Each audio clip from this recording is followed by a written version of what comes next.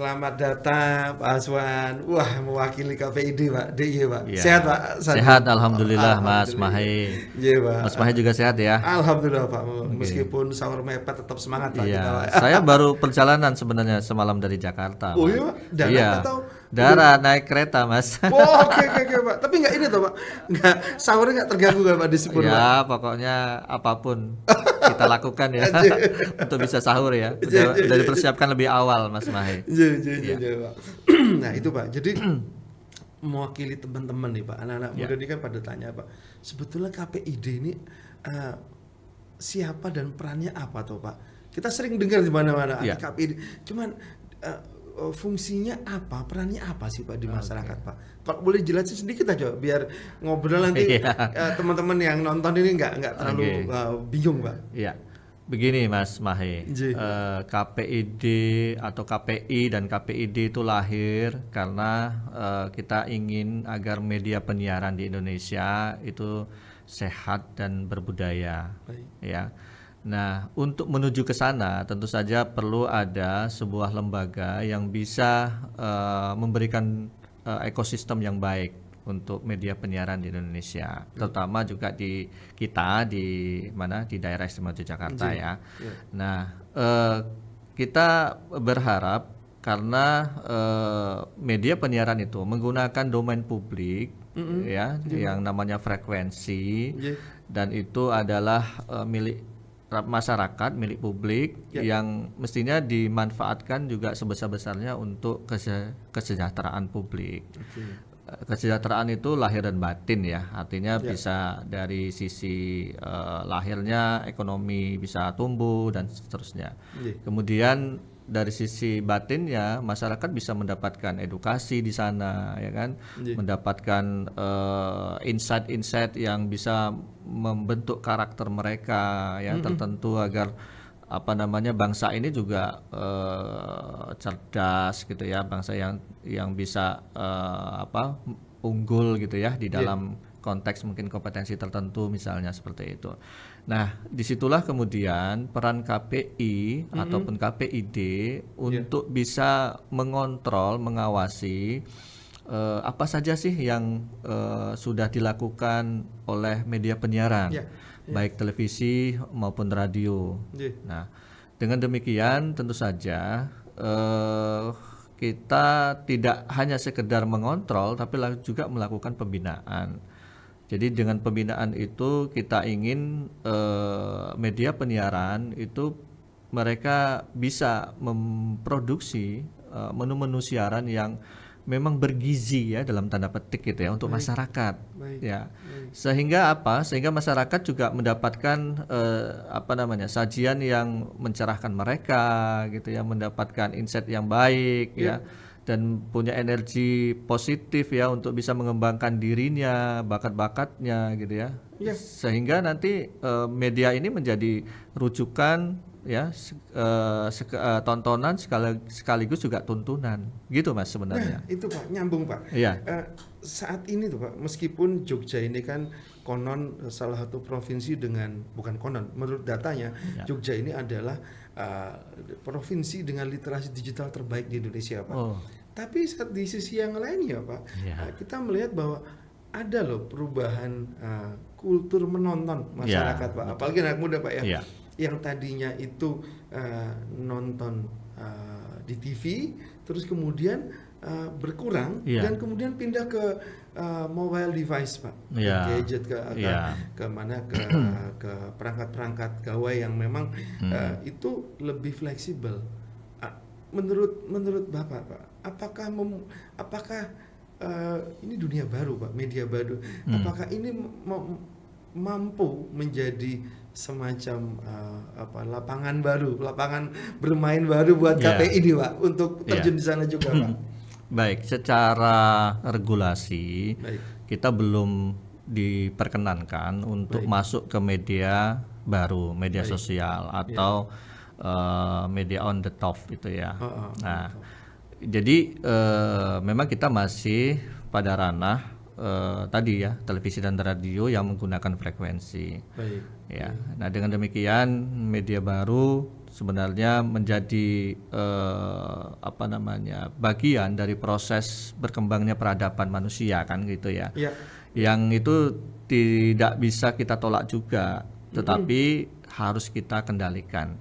Kan sebenarnya seperti itu. Bagaimana media baru itu memberi warna yang lebih progresif mungkin ke depan gitu ya, atau hari ini dan ke depan gitu, untuk bisa membentuk tadi sebenarnya karakter. Jadi bukan sekedar kita ingin menunjukkan bangsa kita bangsa yang seperti apa nih dengan pola konsumsi medianya kan begitu ya. Nah, jadi kalau kami di Komisi Penyiaran Indonesia Daerah tentu saja sedang mendesain, ini KPI Pusat dan daerah juga sedang mendesain bagaimana konvergensinya Mas antara media mainstream nanti berkonvergensi dengan media baru ini ya, agar media mainstream ini tetap bisa mewarnai teknologi yang memang sedang berkembang dan mempengaruhi banyak pihak gitu ya, terutama generasi-generasi yang tadi Mas katakan generasi gadget gitu ya. Nah, ini sebenarnya yang kita dorong sebenarnya agar situasi, kondisi dan ruang lingkup media penyiaran ini juga bisa mempengaruhi ekosistem media baru. Jadi jangan juga larut begitu ya. Jangan juga larut informasi yang disampaikan, mungkin ada beberapa hal yang memang itu disetting, diagendakan untuk tadi ya kebutuhan kebangkitan peradaban baru barangkali begitu di kita gitu ya, di generasi kita. Nah, jangan sampai justru orang-orang lain yang tidak punya, atau mereka juga punya agenda setting yang lain juga gitu ya, pasti itu kan ya. Kita tahu lah misalnya kayak menjelang pemilu dan sebagainya, itu bagaimana informasi sampah itu sangat berseliweran.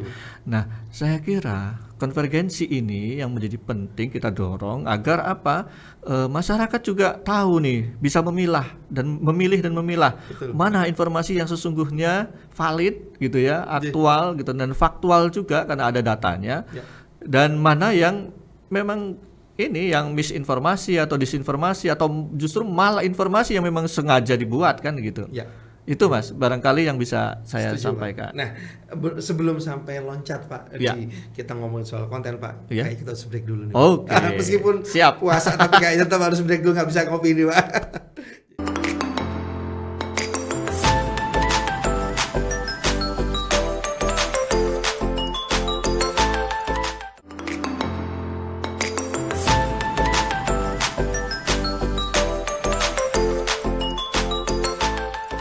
Pak Asman, kita sambung Pak. Yang tadi Pak, kayaknya menarik nih Pak.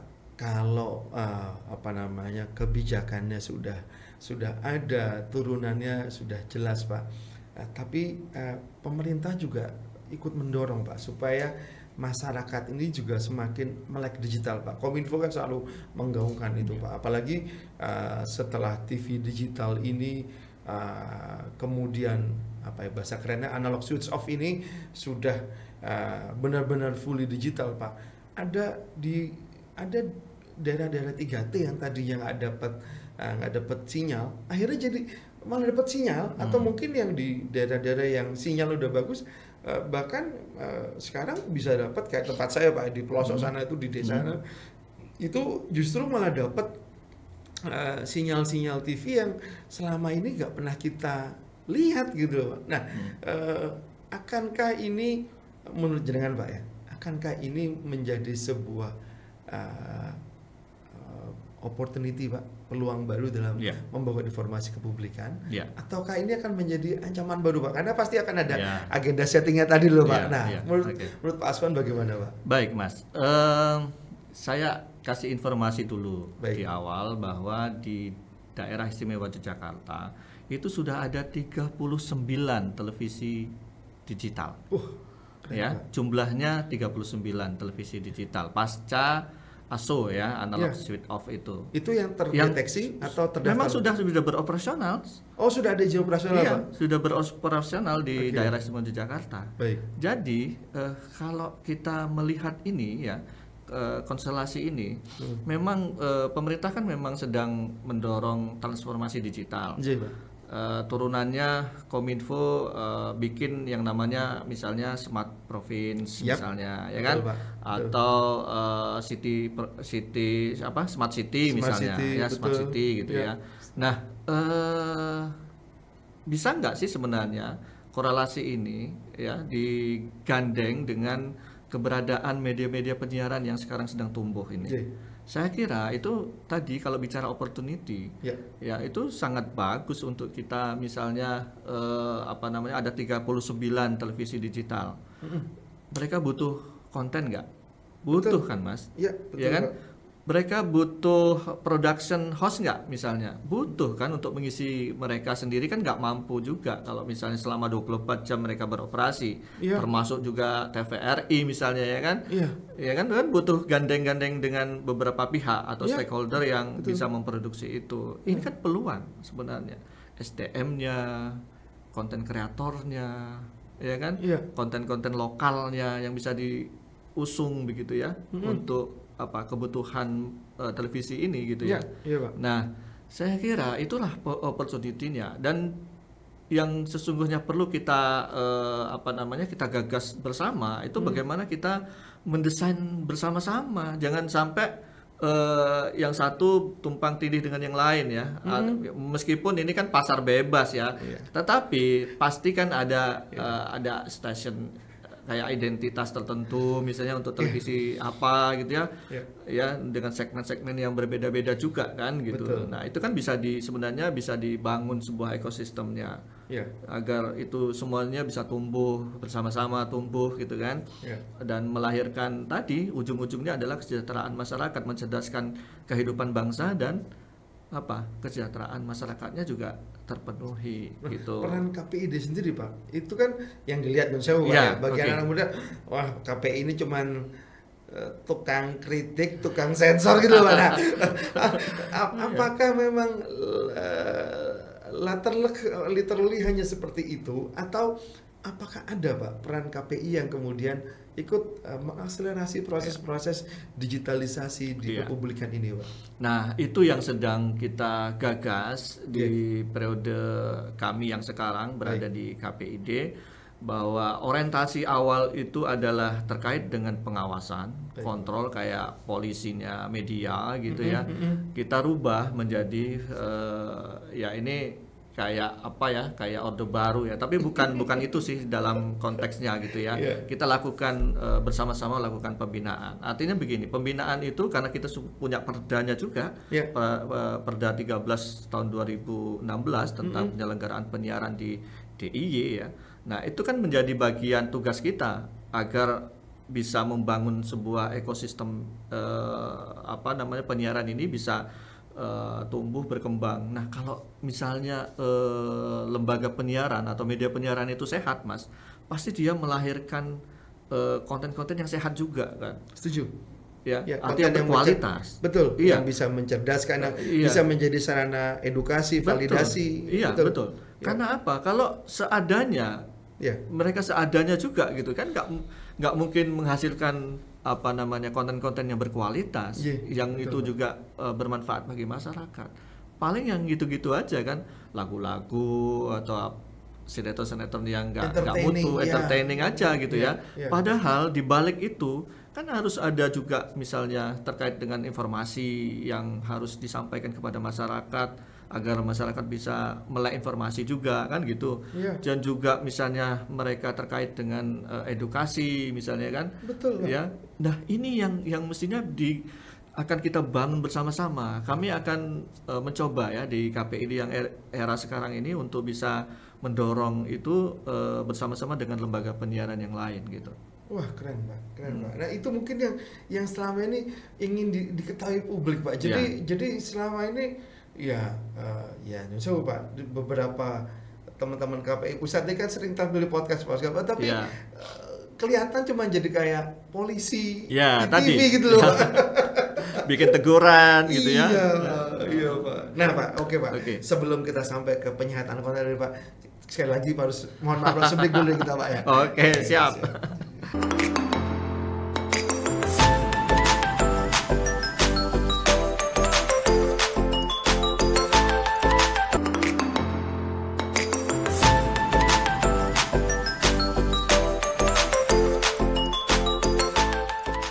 Baik Pak Aswan, nah ini segmen yang agak panas Pak, kita udah kayak diesel ya, panas di belakang nih Pak. Jadi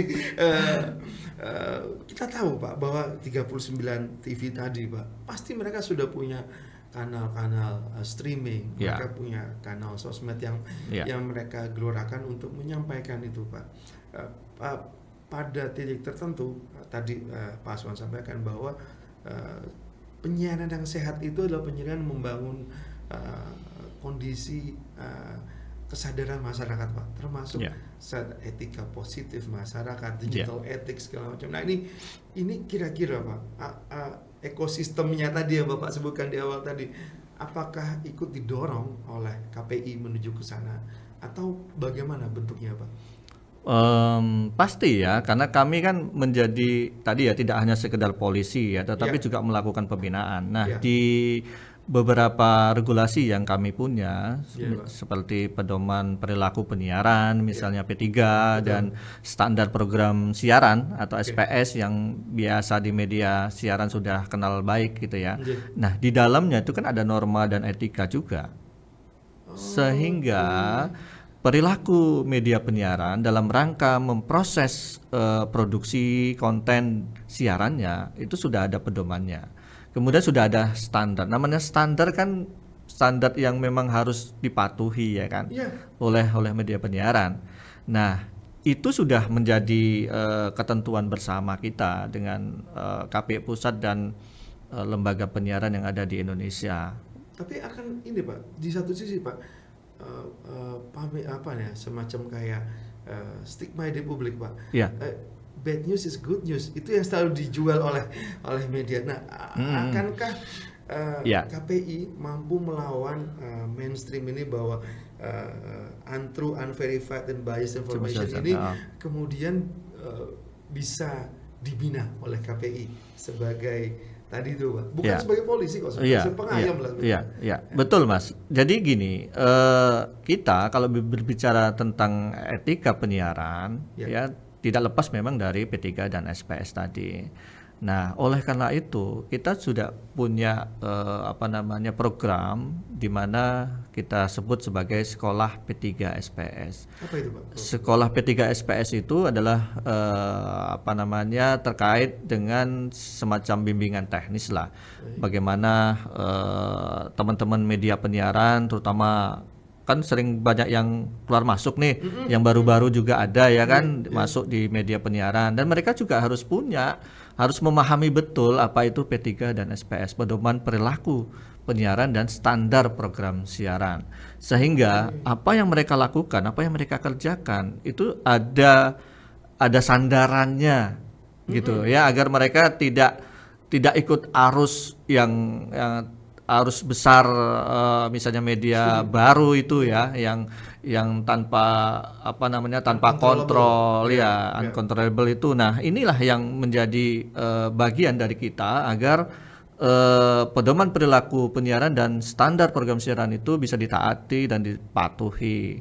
Nah, kita bikin sebuah BIMTEK ya yang kita namakan dengan sekolah P3 dan SPS. Itu tidak hanya sekedar media penyiaran loh Mas sebenarnya. Kita juga akan menggandeng juga lembaga perguruan tinggi misalnya, agar mahasiswa paling tidak mahasiswa broadcast itu sudah memahami lebih awal apa itu tentang P3 dan SPS, tentang etika bermedia terutama di media penyiaran. Di antara ekosistem gede ini Pak, menurut Bapak KPI ini sebetulnya ada di mana sih Pak? Ada apa tadi itu Pak? Jadi kita sudah makin mengerucut nih Pak. KPI ini sebetulnya bayangan Bapak akan ada di mana positioning, karena pastinya ketika orang mencari konten, mereka nggak akan cari konten di Nyun Sewu, di kanal yang abal-abal atau mungkin hanya nyolong sana. Pasti mereka akan cari di lembaga penyiaran yang verified, Pak. Iya, betul. Di antara ekosistem gede ini, Pak, KPI ini sebetulnya pengen ekosistem di mana? Baik, kami itu menjadi bridging, Mas, sebenarnya. Menjadi jembatan, ya. Kami juga akan mengingatkan kepada pihak media bahwa apa yang Anda kerjakan ada aturannya, aturan mainnya.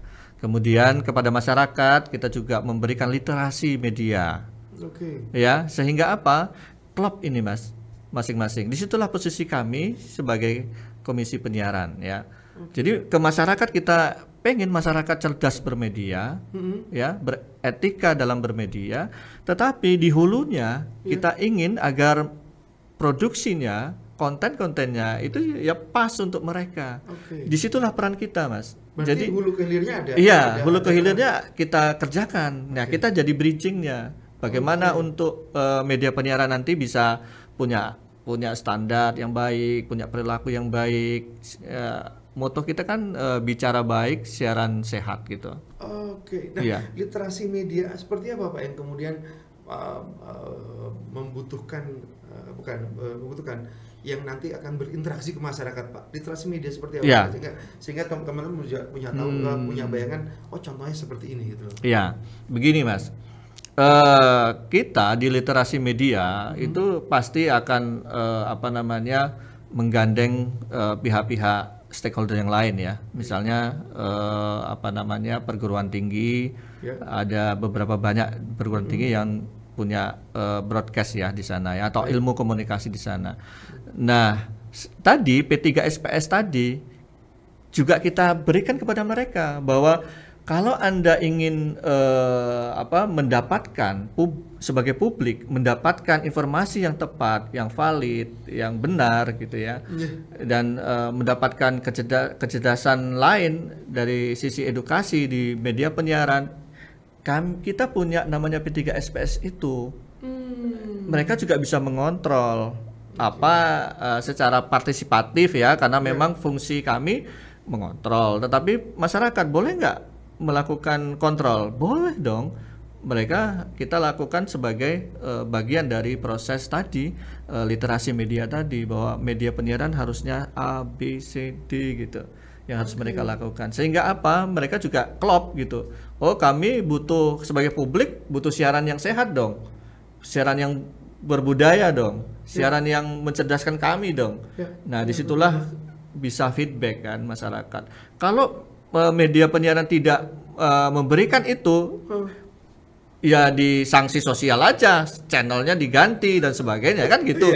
Cari yang memang betul-betul bagus kan gitu untuk mereka, ya kan. Nah, kebutuhan masyarakat terkait dengan informasi dan pendidikan di media penyiaran itu kan juga beragam, tidak sama kan. Jadi media yang satu bisa menjadi rujukan bagi kalangan tertentu atau komunitas tertentu. Dan kita juga akan membangkitkan kembali media komunitas, yaitu radio komunitas yang ada di desa-desa. Nah, ini sedang kita garap ini, Mas.